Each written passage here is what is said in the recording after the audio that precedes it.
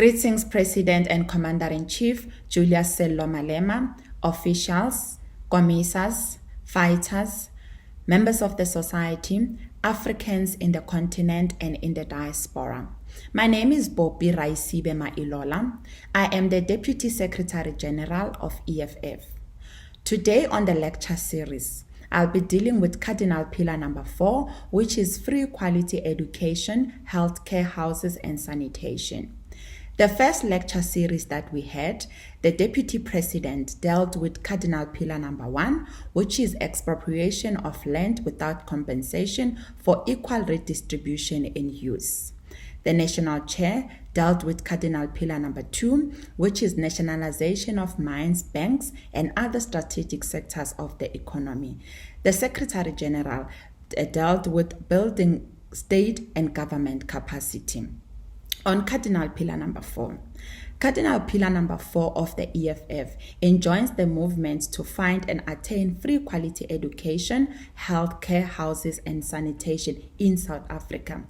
This is an important non-negotiable pillar aimed at hastening the achievement of economic freedom in our lifetime through comprehensive, quality and accessible education, the provision of a unitary, free and quality health care, the provision of dignified houses to everyone, which must include water and ablution facilities.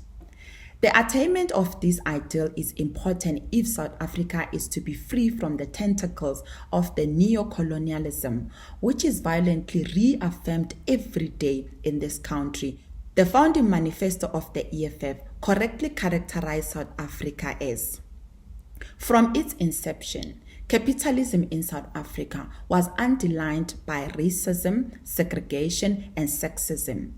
It discriminated and oppressed the black majority. It discriminated and oppressed women. South African capitalism continues to be characterized by the extreme exploitation of the black working class. In short, the black majority, whatever their class location, are integrated in the mainstream of the economy in a subservient position relative to white people. While the legalistic forms of colonial apartheid domination have been eroded 20 years ago, the economic system that marginalized, oppressed, and exploited the black majority is still intact, with a few individuals benefiting, but only because they have been co-opted to portray a wrong picture that all is well and will be well in our country. These characteristics remain deeply entrenched in society, and it will require a committed, ideologically clear and resolute state to dismantle this colonial and apartheid architect of our society. Now, we will look into education. One of the first priorities an engaged state would have to tackle is the reconstruction of the education system in its entirety in this country, so that it is geared towards emancipatory ideals and be able to service the reconstruction and development demands of the present and the future. Historically, successive colonial and apartheid regimes restricted access to education for black people. And for those who did study, their education was limited to elementary subjects that will only make them functionaries for white minority regimes. Colonial education was mainly driven by the missionaries who taught the natives were barbaric and needed to be civilized by first converting them to Christianity and then providing them with basic literacy so that they could read the Bible and act as foot soldiers for the spread of the gospel. This kind of education was itself not free from the racism of colonialism. African converts were rarely allowed to be priests. From the mid-19th century onward, as the colonial regime was consolidating its military conquest of the territory we now know as South Africa, they also started to select a group of African people who were going to be fed colonial education. Targeted for this kind of education were the sons of chiefs and sons of Christian converts.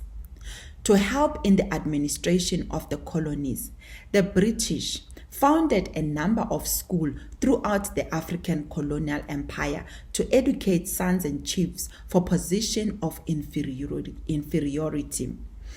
It was not uncommon for the colonial administrator to pick the most careless of the chiefs' sons and to train them to take up jobs as servants of the empire, such as were identified while they were relatively young, before they reached their teens. But this kind of education was inferior and only meant to develop a cadre of Africans who were going to be agents of colonial domination. So the provision of education to Africans was deeply steeped in ideology. It was deeply steeped in the ideology of racism, in that it was whites who determined what kind of education was to be provided to blacks and who delineated the purpose for that education. It was also steeped in the ideology of capitalism, in that blacks were only provided with elementary skills that will allow them to function in white industries. That in the midst of this massive assault on the education aspiration of black people, there were few who managed to rise above the limitation imposed on them. The tight control over the education of black people was made even more impossible after the apartheid government took over in 1953. The Dutch-dominated government passed the Bantu Education Act No. 47 of 1953, through which the apartheid government tightened its control over religious high schools by eliminating almost all financial aid, forcing many churches to sell their schools to the government or close them entirely. The apartheid regime implemented an education system called Christian National Education. The basis of the system is that a person's social responsibility and political opportunities are defined by that person's ethnic identity. This meant that blacks had to get education only insofar as the education would. The number of schools for blacks increased during the 1960s, but their curriculum was designed to prepare children for menial jobs. Per capita government spending on black education slipped to one-tenth of spending on whites in the 1970s. Black schools had inferior facilities, teachers, and textbooks. The Extension of University Education Act of 1959 prohibited established universities from accepting most black students.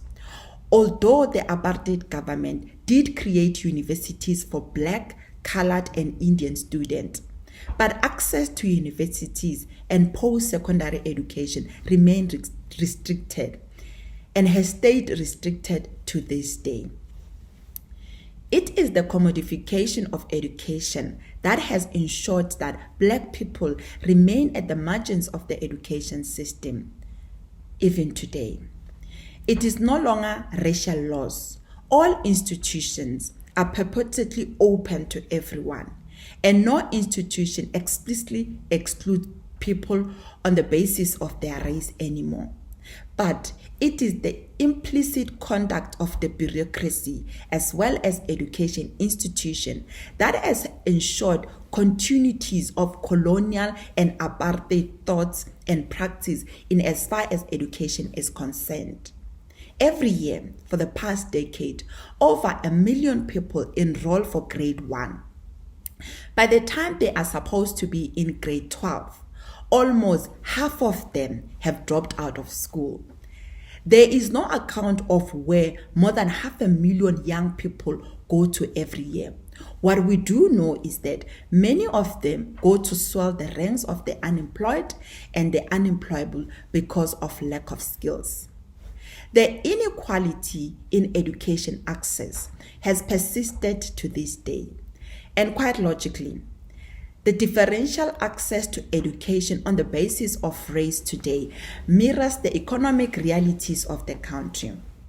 Today, South Africa has 20 public universities with nearly 1 million students, while 700,000 students are registered at more than 50 higher education training colleges. An additional 90,000 students can be found at various private institutions. But this is not nearly enough to train the number of young people need to reboot the economy. And it makes massive inequalities in access to this institution of higher learning. Now, we will look into health. The situation is not any different with healthcare. Colonialism and apartheid created a health system that was meant to benefit only white people. And the post-1994 government has not reconfigured the health system in a way that seeks to ensure universal health care.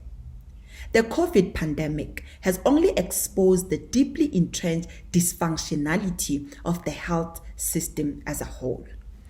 The colonial and apartheid logic, in as far as healthcare provision is concerned, is sustained through the dual nature of health provision in this country. There is a huge gap between private health care and public health care in this country. The former is used by the tiny minority that has access to medical insurance and is relatively functioning well. The latter is characterized by crippling, dysfunctional, risking their lives of the majority of citizens who depend on public health. The public health system is in distress, suffering from many years of neglect, incompetence, and general lack of strategic leaders from the highest office of the land responsible for health care. Just in the Eastern Cape alone, by the beginning of 2019, there were 110 health facilities, clinics, and hospitals which were without electricity. Around the country, over 600 health facilities had asbestos ceilings, 570 had asbestos roofs, and over 116 had asbestos internal walls, exposing poor sick South Africans and medical practitioners to long-term damaging health risk. Before the COVID pandemic struck, department told us that the department was short of over 18,000 nurses, 2,215 doctors, and 154 dentists. This is over and above the total collapse of the oncology services in KwaZulu-Natal and general shortage of other specialists across the country. In addition to this, we have poorly trained hospital CEOs, overworked and underpaid doctors and nurses, hospitals without the necessary medication and machinery. The general state of public health in this country is in crisis, in a pervasive state of despair, and is exposing poor South Africans to health risks that could otherwise be prevented. While the majority of the poor, predominantly Black and African, are largely dependent on the disintegrating public health system, a tiny minority of about 16% of the population is well taken care of in the private health sector. These people with medical aids can access the best quality healthcare because they have the money to buy health provision. 44% of all healthcare spending is concentrated in the private sector, which serves only 16% of the population. The remaining 84%, those with the largest share of the burden of disease who need the most care, rely almost entirely on the under-resourced and dysfunctional public sector. As a result of this, there is a huge public-private inequality, massive unmet healthcare needs in South Africa, and a failure to approach anything near universal health coverage through accessible, equitable, and effective healthcare services. Now, we will look in terms of housing and sanitation.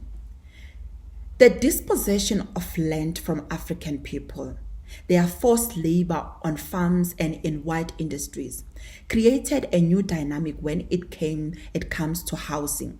African people were forced off land they had used for settlement and livelihoods, and made to live in shanty towns in areas close to where their labor was required.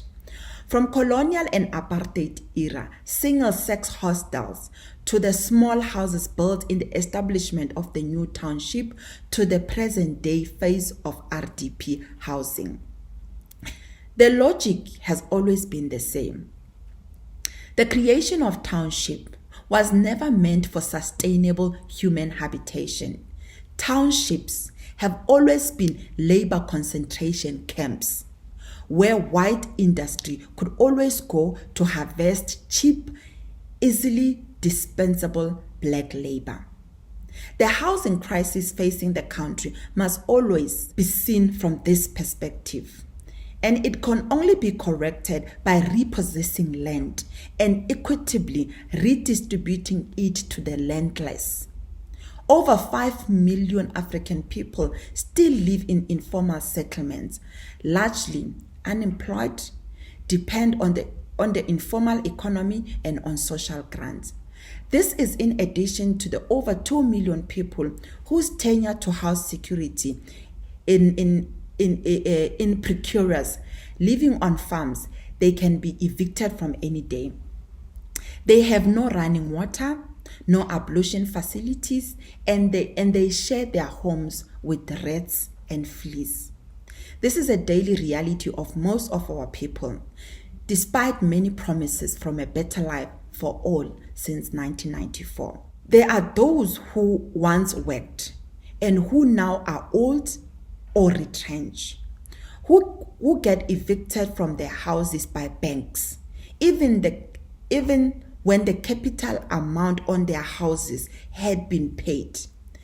This is so because the property regulatory environment is hostile to poor people.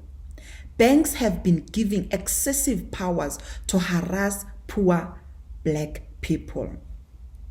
All these are unsustainable, and there seemed to be no willingness from the post-1994 elite to resolve these problems.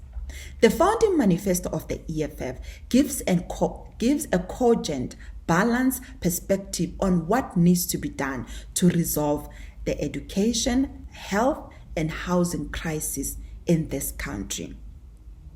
What is to be done? The founding manifesto of the EFF defines the character of the EFF thus. The EFF takes lesson from the notation that political power without economic emancipation is meaningless. The movement is inspired by ideals that promote the practice of organic forms of political leadership, which appreciates that political leadership at whatever level is service, not an opportunity for self-enrichment and self-gratification. Further, the founding manifesto defines the value proposition of the EFF as follows. The EFF draws inspiration from the broad Marxist-Leninist tradition and Fanonian school of thought in their analysis of the state, imperialism, culture, and class contradiction in everyday society. Through organic engagement and a consistent relationship with the masses, economic freedom fighters provide clear and cogent alternatives to the current neo-colonial economic system, which in many countries keep the oppressed under colonial domination and subject to imperialist exploitation. Cardinal pillar number 4 must be seen from this perspective. It is a non-negotiable pillar aimed at providing cogent alternatives to the dominant narrative that seeks to cement a neo-colonial socio-economic system that continues to keep black people as permanent juniors to whites. Cardinal pillar number 4 enjoins a future EFF government as well as fighters today with the responsibilities to fight for the attainment of free quality education, free quality healthcare, free quality housing, and proper sanitation. On education, the founding manifesto makes this bold statement that education will be free up to the undergraduate level, and all pupils and students will be provided with adequate learning and teacher support material for successful and sustainable economic development and growth. South Africa requires a concerted focus on the attainment of skills, education, and expertise in various fields. The provision of free quality education is critical for opening up access to education, both at the level of basic education and at the level of post-secondary education. To attain this, there has to be a revolutionary change on the very conception of education. This must include the eradication in thought and in practice of the phenomenon of commodification of education. The education of the nation is priceless, and it must be the responsibility of the state in the main to ensure that each and every person of school-going age is at school, receiving quality education, and that those who pass secondary school are the post-secondary education and training institution to acquire skills needed to advance society. This means that instead of collecting fees from individual students in order to provide them with education, institutions of higher learning should be adequately funded through a central system so that the recipient of higher education and training are not bound to pay any fees. This noble imperative cannot be mediated by money, because if it is, it will only mean that at a state level, the cementing of inequalities is promoted. There are thousands of brilliant young people who were excluded from universities because of lack of money, not because they were not academically deserving. Provision of free quality education up till to the attainment of first degree is not only correct in terms of standardizing the playing field, it is also necessary to eliminate historically acquired privileges that made quality education only a preserve of whites and lately of blacks with money. The founding manifesto goes further and says, the attainment of skills should necessarily respond to the massive skills shortage that define existent industries. But the education system should also be positioned to assist with new industrial development. The approach to realizing this noble objective should include, but not be limited to, the alignment of skills to industrial sectors, the expansion of post-secondary education and training, the transformation of higher education and training, and the introduction of a new scholarship system that will provide educational and training opportunities to South African youth studying outside the country so that they can return after learning more than would have been possible within South African borders. The EFF believes that the development of the economy must be driven by massive industrial development, and that this development must be led by the state in the main, by the fact that there is no coherent and cogent industrial development program in South Africa at the moment. There is also no structured programs to develop the skills base required to propel industrial development. The skills acquired at technical training colleges as well as in universities do not always coincide with the requirements of the industry. This creates anomalies such as high rate on unemployed graduates and the increasing number of graduates working in the industries they were not trained for, or doing menial jobs. So then there's a need. There needs to be a proper identification of industrial development priorities in the country. Identification of the skills needed to propel that industrial development, and then a massive program to train as many people as possible to sustain that program of industrial development. This must entail, as the founding manifesto says, an expansion of the current post-secondary education and training capacity. This must include, as the 2019 election manifesto promised, specialized education institution whose sole purpose is to train people for a particular skill. The 2019, for instance, advocated for the creation of specialist training institution for mining skills in areas where there are mining operations, which includes local processing of minerals to ensure that these are beneficiated in the country. The founding manifesto emphasizes this point by saying, South Africa should establish a resource sector focused institution of higher learning. The EFF will encourage tertiary institutions to expand and deepen their qualitative focus in terms of course offerings and research, with a view to create centers of excellence across the tertiary education spectrum. Skills, education, and expertise are an important feature of the sustainable industrial and economic development for any economy. The South African government, in collaboration with industrial and manufacturing investors and practitioners, should put in place industry-linked training authorities which will train particularly young people for various responsibilities in industries and factories. The government also needs to be proactively working towards identifying students who must be sent to study new skill outside the border of the country. The South Africa-Cuba doctor training program can be used as an example that be replicated across sectors to send thousands of students across the world for industry-specific training.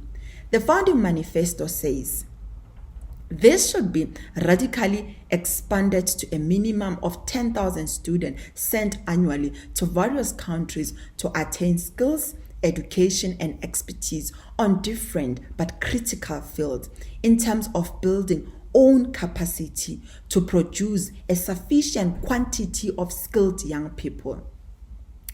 The founding manifesto enjoins us in expanding the capacity of post-secondary education and training in a way that would ensure that these institutions are in a position to absorb all learners who pass their senior certificate or leave school from grade 10 and 11. The founding manifesto says that this entails, among other things, that the state should heavily invest in the qualitative and quantitative expansion of higher education, institution, FET colleges, SMME mentorship programs, and other vocational training programs and institutions. This should necessarily be accompanied by a comprehensive strategy aimed at realizing free education. The responsibility for expanding access to education, therefore, rests on the state primarily, while cooperation from industry is critical too. The EFF foresees an education system that does not merely train people in technical aspects of industry, but that also promote a deep sense of nationhood. In this respect, the teaching of subjects such as history is very important so that South Africans knows who they are, where they come from, and where they ought to go as a nation. It is for this reason that the founding manifesto emphasizes the need to ensure that at all levels of the education system, Pupils and students will be taught to love their country, their people, and their continent, and will be taught the principle of social solidarity, progressive internationalism, and the pursuit of social justice. Knowledge of the technical skills alone is not enough to build a country. The EFF will therefore couple technical education with progressive civics education. Looking into the healthcare. The healthcare system in this country is bifurcated between the poor and the rich. The rich have access to good quality healthcare provided for in private hospitals, while the poor are stuck with public hospitals that are chronically understaffed, under-resourced, and with dilapidated infrastructure. There must be one healthcare system which caters for everyone and gives the best possible healthcare at no cost.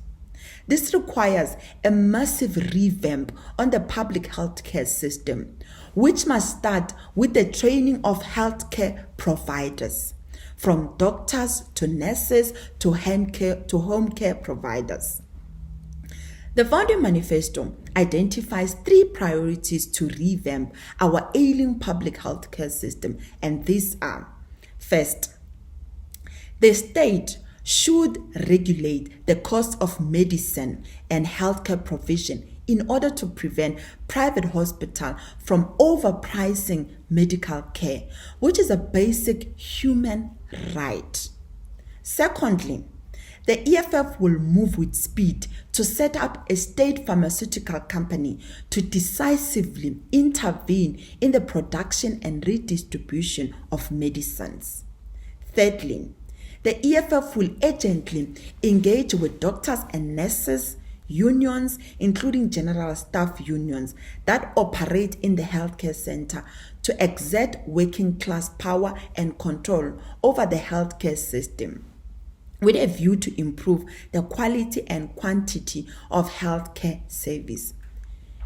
Issues that must be urgently addressed will include remuneration and career path, skills development and training, especially the strengthening of nursing and other colleges, and the establishment of norms and standards for quality health service in clinics and hospitals. To achieve this objective, however, will require a more concerted and bold leadership that must ensure that the following happens: outlaw the dual nature of the health provision in the country, where the rich can go to the private care while the poor are subjected to poor conditions in the public health system. We must develop one quality healthcare system that will provide the best possible healthcare to all our people. This must be done through legislating for universal health coverage under an overarching national health insurance framework that will ensure each and every South African, regardless of state of health wealth, has access to the best medical care in this country.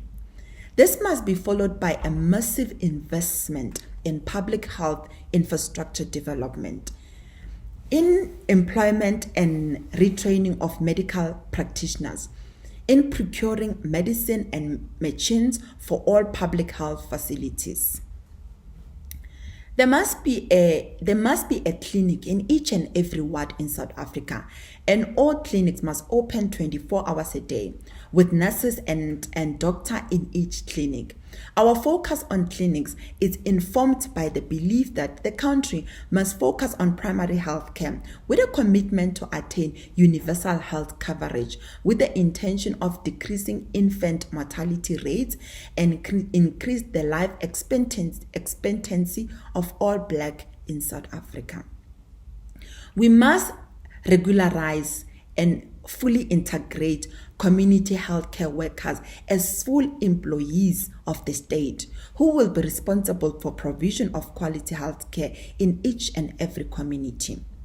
We must as a matter of agency, builds 24-hour integrated post-sexual trauma centers in all district hospitals for urgent medical, forensic, psychological, and social assistance directly linked to policing and detective directorates. The majority of South Africans believe in traditional healing methods. This must be integrated to the manner public health services are provided. Consequently, each hospital must be equipped with consulting room for traditional and indigenous health practitioners, traditional healers and traditional herbalists to use for free in all district hospitals. Establishing at least one healthcare training facility per province and ensuring that there is no province without a medical school. The COVID pandemic has made it clear to all of us that even those using the private healthcare system are not guaranteed of health provision when there are millions of people without access to good quality health care. On human settlement and sanitation, the primary focus of the EFF on housing is to ensure that everyone who needs a house has access to one in areas that are closer to where people work. Any provision of sustainable human settlement must be premised on the resolution of the land question. First and foremost, the proliferation of shanty towns across the country is testimony to the injustice of land dispossession. To resolve this problem, therefore, there must be expropriation of land without compensation and vesting of this land on the people as a whole, represented by the state as a custodian. The land question has taken a more urban form as a result of rapid urbanization, leading to unsustainable and dehumanizing informal settlement in the cities. State custodianship of land would give the state massive leeway and for ensuring sustained state-directed development for the benefit of the majority of South Africans.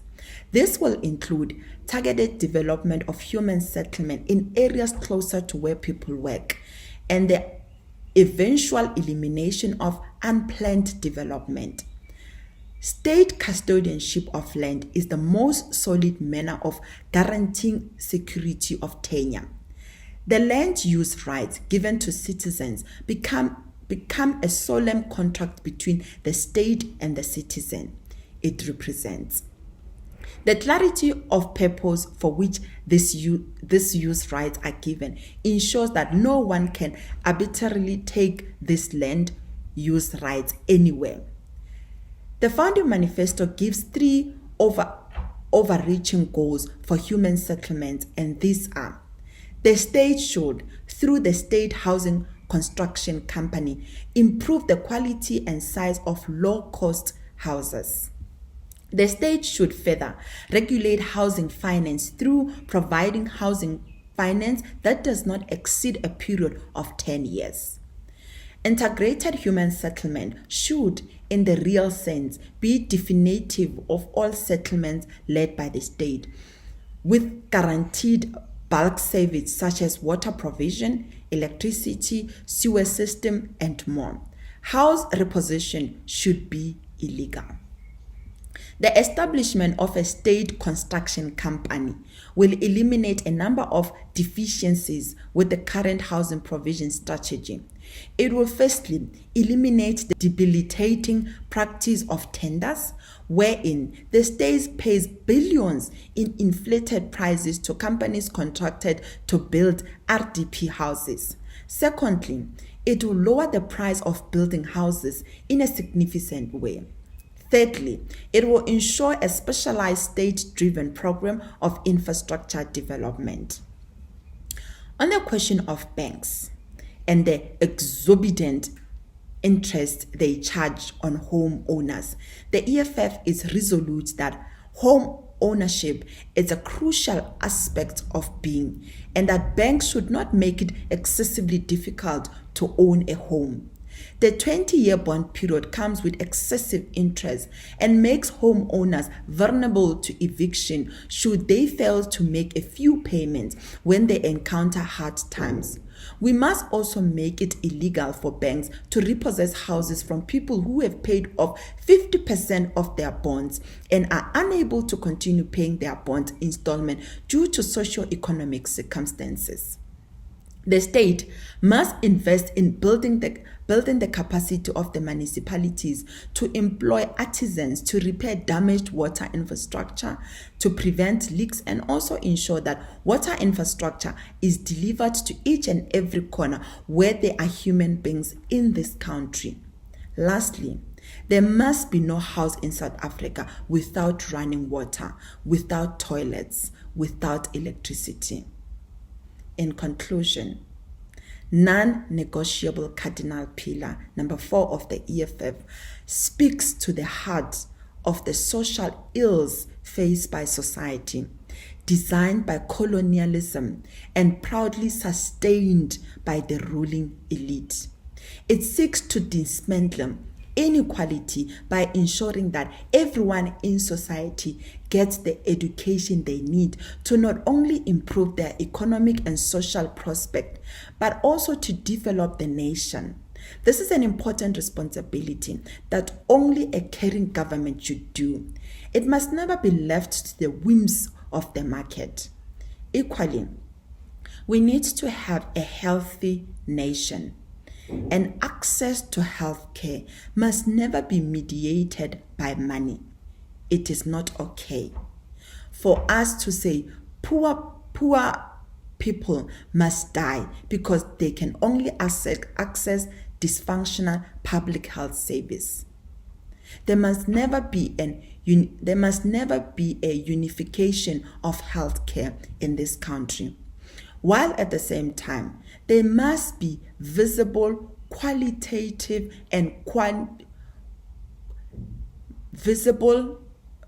there must be a visible, quantitative, and qualitative investments in the improvement of public health care. Now, thank you very much, and thank you very much.